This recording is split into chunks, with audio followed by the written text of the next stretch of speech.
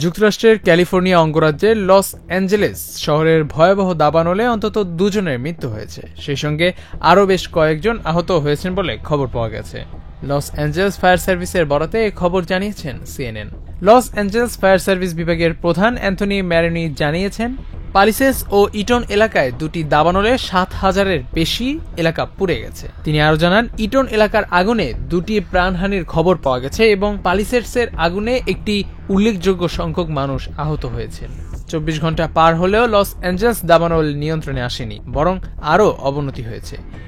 এরই মধ্যে 1,000-এর বেশি ঘরবাড়ি পুড়ে ছাই হয়ে গেছে। এমন পরিস্থিতিতে বাড়ি গাড়ি ফেলেই নিরাপদ আশ্রয়ের সন্ধানে ছুটছেন বাসিন্দারা।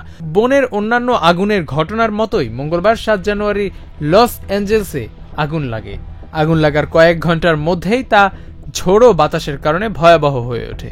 সেই আগুন লস অ্যাঞ্জেলেস শহরের অভিজাত এলাকা প্যাসিফিক পলিসেটসের দিকে ধেয়ে আসতে থাকে। আগুন নেভাতে 1,400 দমকল কর্মী নিয়োগ করা হয়েছে।